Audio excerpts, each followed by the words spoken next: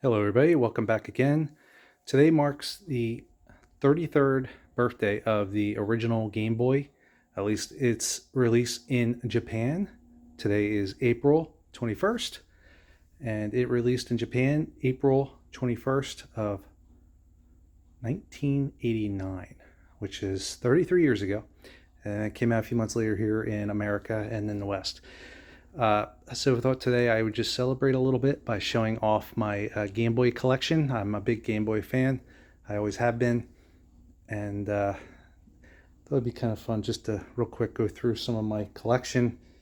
Maybe show off just a few of my favorite key titles.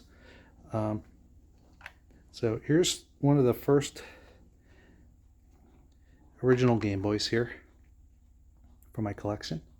I'm actually going to just bring out brass. Now, I don't have a big fancy shelf full of all my games and collectibles and stuff like that. Most of this stuff resides under my bed, out of sight. But this is one of the DMG original Game Boys here, first releases. This is one of the ones I kind of restored it. It was pretty in bad shape. Cleaned it up, got it looking pretty new again. Cleaned up the battery prongs. So this is a Game Boy Pocket, which I also refurbished. It was originally a silver one. I put it inside one of these aftermarket shells, which the quality of which is kind of so-so, not too amazing, but it's acceptable. The silver shell was nasty of the one I got this from. This is another same situation, a nasty silver shell that was just beat beyond belief, and that too needed to be kind of replaced and refurbished. I put glass screens on both of these. Pretty much anything I do, I put these glass screens on. Put in some customized white buttons. Shell swapping these is fairly simple. It's nothing too hard. This is a Game Boy Pocket that I got from my brother. It's from Japan, from when he was buying up a ton of TurboGrafx, aka PC Engine, from Japan. He gave me this one. He got from one of his bundles over there. This is another one. It was pretty beat. It's in the original shell. The only thing I replaced was the glass screen. It works, and cleaned up very nicely. So this is all original. This is a, well, technically this isn't Game Boy, but this is one of my favorites. It's a Game Boy Color. I had a couple Game Boy Colors. So I took the insides out, put it in one of these aftermarket shells kits with the IPS display. It's very pretty, very bright and nice. I love the see-through aesthetic. Had to solder a few wires to change the the brightness a little bit. This is a DS sleeve from back in the day, and the Game Boy Color fits right in there very nicely. I don't have enough cases for these things. This is another original Game Boy that I refurbished. It's pretty bad shape, pretty yellow. Usually I try to swap out the shells if I have any extras. I put a nice glass screen on here. So it comes out pretty good. Unfortunately, the inside, it was missing the outside lens. So the screen inside is showing some scratches, unfortunately. And there's not much I can do about that. It's literally scratches on the LCD. Yeah. So some of these parts are a little yellow, but it is what it is. This is my original Game Boy that I had gotten at launch. What was I was about 16 when it came out.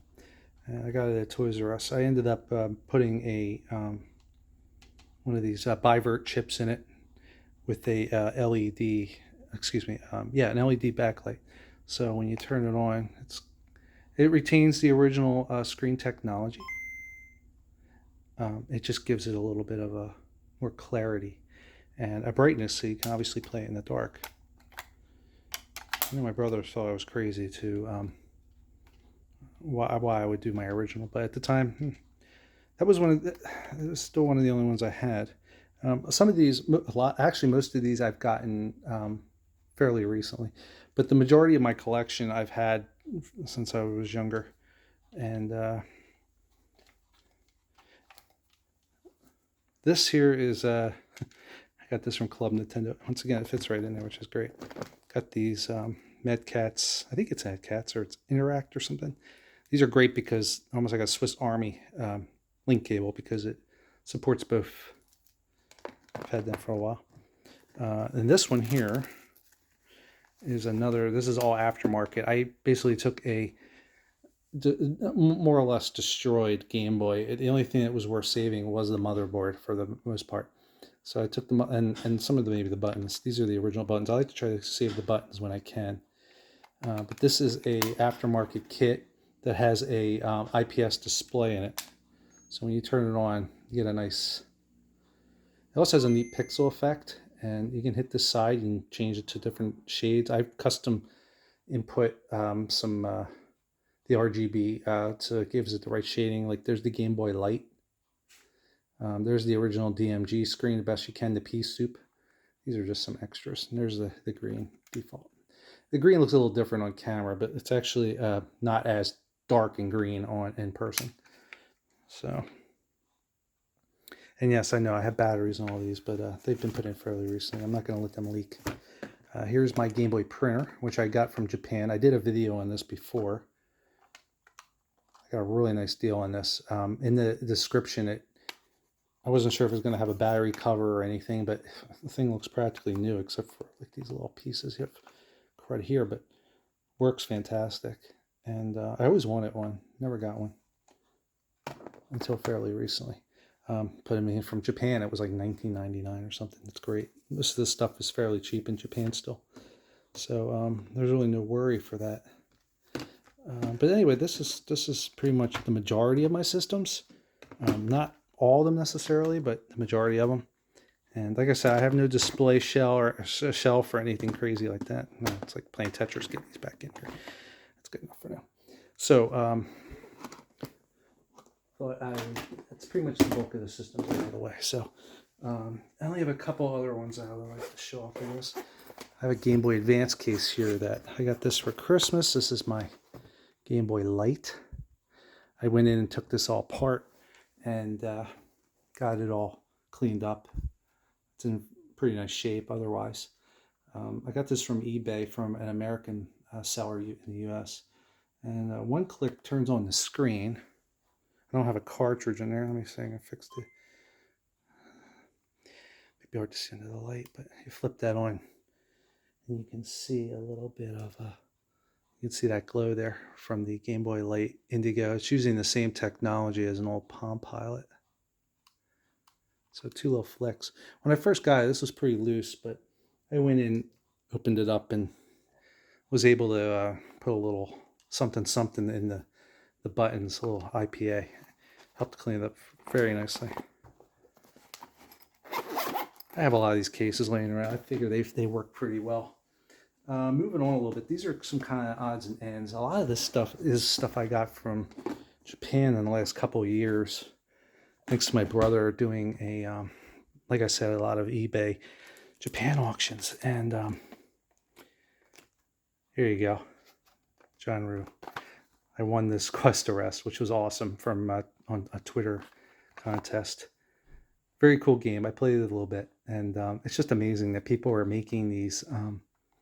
Like there's a nice little indie hobbyist scene that produces these Game Boy games still, and it's pretty cool. I was kind of hoping it would have been autographed. I think it was mentioned to be autographed, but I'll let that slide. I'm just happy to have it. It's very cool. Made in Texas. Give him a look up on Twitter and follow his sites. Always working on some new stuff and always putting out some new stuff. This is a Game Boy Pocket. I always wanted the Game Boy Pocket that had a power light. My Game Boy Pocket was a launch day silver. It did not have a power light. So I found this at a recent auction. It's in pretty good shape. It's a black one. I really don't want to take it all out, but it's got the power light there. The only thing I did was put a glass screen lens on it because the lens was pretty beat, but the rest of it's in fantastic shape. This is a Japanese boxed model. This here is, I got this from Japan as well, and part of a bundle. And it's kind of crazy, some of the prices. I mean, I got a whole bunch of games, and this particular Game Boy, this box Game Boy Pocket. Actually, what I've done is I went and now this Game Boy Pocket you see here, this is actually my launch day Game Boy Pocket. It's in fantastic condition because I mean I was in my 20s when it came out, and I take pretty good care of my stuff. But the Game Boy Pocket that I came with is kind of rough, and that's one of the ones that I ended up refurbishing that I showed earlier. So I figure I'm going to put my nice one in there that I've had, and it completes the package, I think. But I think I paid like, I got this whole thing, this, and like, I think it was something like, I want to say 10 games or something for like $65. It was crazy. Because Japan, I mean, they don't seem to really be into the retro scene as much as the West is, or the Americans. There's a pocket game, and that's Game Boy Advance. We'll talk about that on its birthday. This is just an assortment of manuals, some Japanese, some Game Boy Advance that came with my stuff. There's a couple of Game Boy Japanese games that came with the bundles. This is one of my favorite Game Boy games right here. I love this Tetris Plus. I mean, it's Tetris, but it's quite not. And I love the little boxes that they sell in Japan. So these are kind of some of my boxed Game Boy games. Another one is Donkey Kong, a fantastic game. Very overlooked, I feel, and Kirby too. And even though they're in they're the Japanese models, boxes and cartridges, they play perfectly fine. There's really no Japanese learning curve to be found, so you don't really have to worry about playing some of these games. This one has a little bit of Japanese, but I was able to figure it out more or less. Actually, this one goes in here. Because Mr. Retro goes right there. So, and now the last little bit I want to show you, or most importantly, the games. So I'm hoping I can get this in view. I've been constantly running out of room. Like I said, I keep these things under my bed because I don't have a big display or anything crazy like that. This, I keep upgrading these. This is a scrapbook case of some type, and I'm already out of room. But this is the majority of my Game Boy collection. And most of this, I would say a good 60%, maybe 70% is my original collection I've had over the years since the Game Boy came out in, 33 years ago. I've been since collecting some more of these over the past 10 years. So the remaining amount is the stuff I've collected since then. Most of what I just showed you, for instance, is stuff I've picked up here and there. I think what's bothering me is I'm unfortunately going to probably have to stop collecting now because the prices are stupidly going up for no reason. Everybody says, well, it's supply and demand. Well, not really, because they made 1 billion of these games, and there's plenty of supply to go around. I mean, Motocross Maniacs, for instance, they made a crap ton. There's no reason for this game to cost any more than just a couple dollars. As a matter of fact, 2 years ago, I picked this up from my local retro game store. I actually have a few of these because of this. The local retro game store always has a little 2 for $5 bin, and Motocross Maniacs was in it as of about 2 years ago. Now they have it in their upscale bin for about 10. So it's really ridiculous. It may even be more than that now. It makes no sense. These games some of these are a dime a dozen.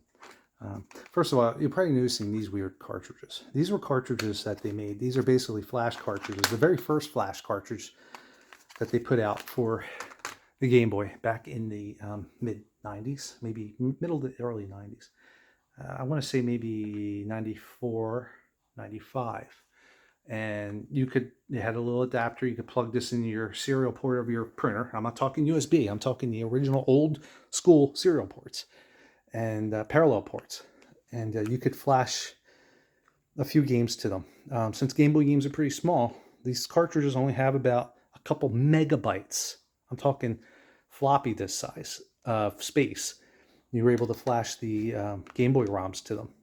So even though I still had these games, I mean, I liked it because you could put multiple games on one of these cartridges and take it with you. It was just more or less not even about piracy, but just the simplicity of not having to lug a bunch of these cartridges with you. And I still maintain that. With my DS, I was doing the same thing. I certainly have any problem buying Game Boy games. But these are the weird oddities here that I have. Hoping that stays there. I gotta slide. So I'm going to get some of these off here. And I'm not going to go through all these games. These are just laying on top because I have no room for them. A couple neat things. This is a Japanese Game Boy. This is actually a new piece of foam I put in here. The other one was yellow and tattered. This is a Bomberman from Japan. And what's really cool is over in Japan, Hudson was putting out these little canisters. Now, anybody who's an old fart like myself, you know, in their 40s and get close to 50, will immediately recognize what these containers are. These are containers they used to put Band-Aid brand strips or Band-Aids in. When I was a kid, this is how Band-Aids came. They came in these tins. They didn't come in boxes. And that's exactly what this is. It's a Band-Aid tin that they put some artwork on.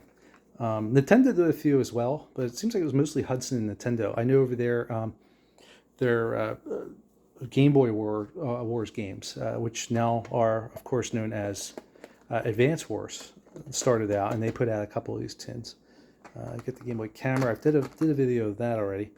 I have a few of these Japanese games laying around. This one's actually broken. I can't get this game to boot for nothing. I've opened it up. I've cleaned it up. I'm assuming there's something wrong with the board. Looks like it was smoked to death. So I'm going to go through real quick. Using penguins, a lot of fun. Some of these, this was another one. I mean, 2 for $5 at the local retro store. Kroger, 2 for $5. Of course, nowadays, like I said, some of these games it's stupid. They're going up in price. Some of these Japanese games I got in bundles, and a couple were sent to me because they're extras. They're not really anything amazing. I'm going to go through though. The problem is I don't know where these games are at. But real quick, I'm just going to go through and try to find a few. There's a few oddities I have here I wanted to show off. Here's Hammer and Harry. I got that from a really good auction recently. Okay, so I'm going to give about maybe 5 of my favorites. This right here is one of my favorites. Batman. Fantastic game. Awesome music. This is one of the games I had to actually repurchase fairly recently because I was unable to find my childhood copy of it, and I'm devastated. I know they're around somewhere, but in all these moves and just being stored away, I haven't been able to find them. Another one I've been missing is my Gargoyles Quest. So instead I have a Japanese version because I'm not paying $50 for freaking Gargoyles Quest on Game Boy at this point. So I got the Japanese version in a bundle, and I think it ended up costing $5. It's fine for me. I'm not spending $50 on a Game Boy cartridge. That's just ridiculous. Especially Gargoyles Quest. Here's another interesting oddity. Now this is Side Pocket. Let me see if I can find. It should be over here. I don't think it's one of the ones I have in a case. Bear with me. This is kind of important because I want to show off the coolness of this. Jeez, I forgot I even had that game. Let's see here. Sorry, I should have been a little more prepared, but I just saw this and I thought about it for a second. This might be cool to show off if I can find my copy of it. If I can't, I may not. It may not be worthwhile then. So, yeah, forget. All right. So here's another one. This is fantastic too. Revenge of the Gator. Awesome pinball game for the Game Boy. That actually is probably one of my recent favorites as well. Because I always wanted it when I was younger. I never got around to getting it. And it's a fun little game. I gotta stop sticking around with these cartridges. I'm gonna be here all day. I don't want to bore my audience. There it is. So, okay, so this is Side Pocket. Okay, it doesn't look like anything too special, right? But it's actually interesting. I found this at a local farmer's market. There's a guy there that sells overpriced retro games. He had this Side Pocket for $5. Now I'm thinking, I already have Side Pockets, so I have a couple of them actually, because I have my original, and then I found one 2 for $5. But I said, I'm not going to buy another Side Pocket until I noticed it's got Chinese letters on it. And if you look on the side, you'll see that this is a Chinese copy of Side Pocket. Now, what makes this very unusual is Nintendo didn't necessarily sell any of their stuff in China. However, they gave permission for a company to go ahead and produce a small limited list of games for the Chinese market. And Side Pocket is one of them. The other one, I should have right here because it was right next to it, is Donkey Kong. But in any case, this is the guy obviously didn't know what he had, even though he's Mr. High-priced. Let me sell a DS Lite for $200, because these are very valuable, especially to the collector's market. So of course I had to buy that. Not necessarily to sell, but for me as a Game Boy fan, it's a very interesting little piece to hold and have. This here is another Chinese copy. This one I got about 12 years ago in 2010 in Arizona when I was visiting some friends. I didn't think much of it at the time. We went to Bookman's and they had a ton of Game Boy games super cheap. And I always wanted to own a copy of Donkey Kong. I never owned a cartridge to Donkey Kong. It was one of those games I never got around to getting. And I saw it there and I didn't think much of it at the time, but you can see here we got some Chinese letters and also a branding on the side here that indicates that it's from the Chinese market. This is another one of these games. It's from China, and once again, it's very collectible on the collector's hobby market. And I don't know, it was like $8 at the time at Bookman's. So yeah, so those are pretty cool. So right off the bat, we got Batman. I'm hoping I can find real quick my other games. Here you go. My next one in the top 5, not necessarily in any order, is Burger Time Deluxe. This is my original copy. There's another game, for some reason, is going for higher price these days. This is easily my favorite version of Burger Time ever. It plays fantastic. It looks great. They did a fantastic job shrinking it to the Game Boy. It maintains the gameplay without sacrificing any of the core gameplay elements, while also looking great. And going through here, let me see if I can find a couple offhand that are one of my favorites. Now, an easy one, here you go. This is another one. Unfortunately, this one is a game that I had when I was younger originally that is also, like Batman, missing somewhere. I think I'm missing about maybe 10 or 12 games. Some really good ones, too, that I've had to repurchase over the years. And I know they're out there somewhere. I'll find them eventually, I'm sure of it. But unfortunately, a couple of them I can't repurchase because of the high market value these days, which still, like I said, doesn't make any sense. These games aren't rare. So I've been taking the cheap way out and buying them from Japan instead because they're the same game and they're playable. This is in America Solomon's Club, which is essentially a sequel to Solomon's Key, a very, very fun puzzle action platformer from Tecmo. There's an arcade version. So Solomon's Club, I think it's going for about $25 now or something, but this is the Japanese version, and it was only 10. And you know what? It's superior because it's in English anyway, but it also has the superior title screen. For some reason, they changed the title screen out for the American audience. I don't know why. Just to show the boring old Solomon's Club logo. And instead, you get a really neat pixel art of the main character himself, which is, I think his name is Dana. So moving down the list here, we've got another one of my favorites, which is Lock and Chase. Lock and Chase is another arcade port, much like Burger Time Deluxe. And it's a fun little, almost like a Pac-Man kind of clone. It's very overlooked in my opinion. And it's generally pretty cheap. Once again though, getting back to what I was saying earlier, this was a game, I actually owned a copy of this. This is my original here. But anytime I see a copy, I like to buy it again if it's on the cheap, because if I can, I'd like to have it for trades and just to share with other people. But But this is a really fun little game, and it was in the 2 for $5 bin, and now that was a couple of years ago. I've actually found a couple of them in the 2 for $5 bin. I want to show you something else in a minute about this. But nowadays it's in their 10 and up bin, and it's not rare. It's super common. There's no reason for these price increases, I don't think. I mean, is there really any demand for Lock and Chase? So that there is another one of my top fives. Now getting over to Lock and Chase again, I'm going to show these to you, and you can tell me if you see something different here, because this is something I learned fairly recently. This is my original copy here.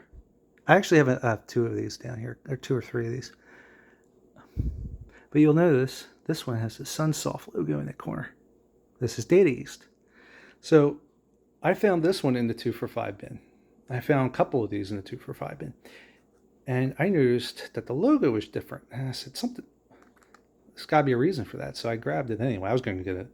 I came home, I find out that the distribution of this game changed later on to Sunsoft. And it turns out this is also a more wanted collectible in that point, because the logo and the label are completely different. And you'll see here, it'll say USA 1 down here. And it just says USA here. So I thought that was kind of cool. It looks like it goes for a little extra value. I don't know what it's at these. Who knows? I don't know. When I looked, though, it was like 10 times as much as this. I'm not getting rid of it, so it's not a big deal. But it's just little things like this are interesting to me. These are things I found out as I've gone and collected, and it's really neat how you find out these neat little things. Obviously top 5's kind of limited, so there's not really any number order to this. I'm going to pull out another one that I really like. This is a cool little import from Konami, by the way, if anybody's interested. Cave Noir. It's a roguelite. It was very ahead of its time. Man, I can't. Monster Rancher Explorer. This is also a Solomon's Key. They just rebranded it in America. This is for Game Boy Color, so I guess I shouldn't be showing that necessarily, but very, very cool. Probably one of the best Game Boy Color games, easily, in my opinion. Most of the Game Boy Color games are just not very good. Okay, so this is my other final entry in the top 5, and that would be Kid Dracula, Dracula-kun. Now, this is the Japanese release, and it's got the superior art. It's got a little bit of Japanese in it, but you can wing it. You'll know what they're saying. I wasn't going to pay hundreds of dollars for the American copy of this game, which, I'll be honest with you, is probably legitimately one of the more rarer Game Boy games. Not stuff like Motocross Maniacs or Batman or Burger Time, but legitimately, Kid Dracula in America is literally one of the legitimate rarities. And I wanted to own a copy, so I said, I'm not getting the American copy. I'll just get the Japanese one, because this cost me just under $20. And it's the same stupid game. Not stupid game, but you know what I mean. And I think just having that superior logo or an artwork made it worth it anyway. But this came out in '93. I mean, a little on the later end of the Game Boy lifespan, I guess you could say, until the Pocket came out and Pokemon came out and kind of refreshed things. So, I mean, I could be here all day. There's too many really fantastic games to play on this system. And that's why the Game Boy is easily one of my top, maybe even 3 favorite platforms, regardless. And Alleyway. I mean, even games like Alleyway. Here you go. See, Motocross Maniacs. I mean, don't pay a lot for some of these games, folks. Please, it's not worth it. Don't get ripped off. I mean, I know things are popular and hot right now in the Analog Pocket and everything. Everybody wants these games. There's Quicks, whatever you want to say it. It's a really nice little port. Nintendo actually made this, put this port out. And it mixed in some culturally sensitive Mario in his sombrero. To me, I always thought he was just globetrotting, and mixing with the cultures. But people say he's culturally appropriating them. Whatever. I figured it was a celebration of culture, but what do I know? Anyway, we got Boxel, Game and Watch Gallery. So many great games. I mean, so many cool games here. It's such a great system, and it's a shame that it's priced so high right now. The Game Boy. It doesn't seem fair for its birthday. For these games and systems to be so blocked off from people who want them. I mean, when maybe a mere 5-6 years ago, you could go to a Goodwill and find one just laying there for maybe $10 or something. Revenge of the Gator, like I said, this is one of the best video pinballs you can get, besides maybe Devil's Crush, Alien Crush. And it's, like I said, it's another one. I think it was in the 2 for $5 bin. It's in there 15 and up. Now it's $15 or something. Last I checked at their place.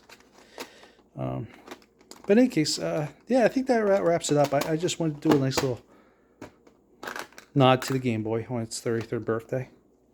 And here we go. Here's a side pocket. No Chinese on it.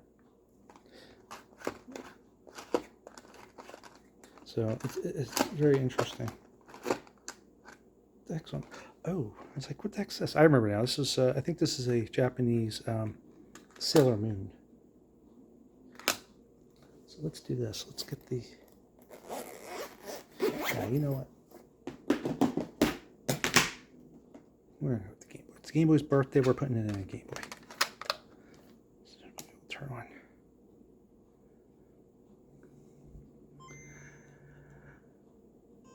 Yeah, this was included with the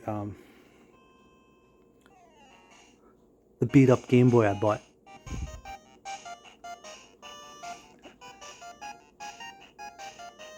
Love that chip tune of the Sailor Moon theme.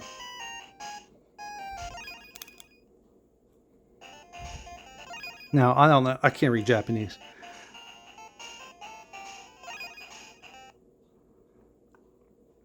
It looks like it might be a pretty cool game, though, for what it is.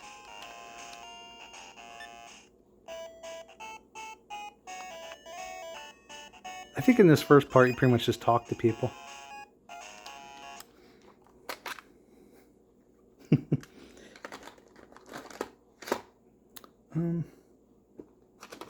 You know what we're going to do? Before we go, I want to show everybody how awesome Burger Time Deluxe is.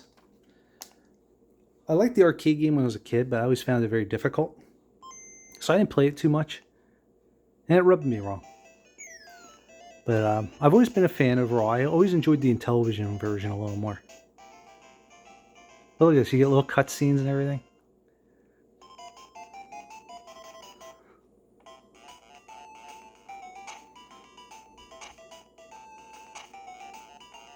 You crush these guys. What you can do is you can get them on there, and then their weight drops it. Gives you a pepper.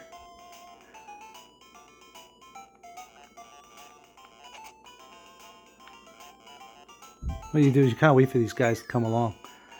And you drop them down, you get some extra points.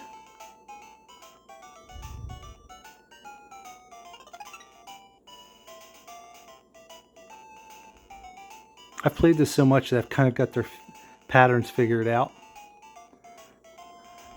Let's see if we can complete this real fast.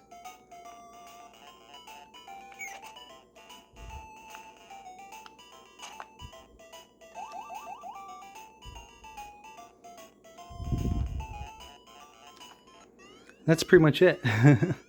You just play along. And nice of them, they give you a password every so many areas that you complete. I think it's every 5 or so. But anyway, this is a fantastic game. And one of the best Game Boy games I think that I've ever played. Always has been. Plays so nice. And even people who aren't big fans will probably get a kick out of it.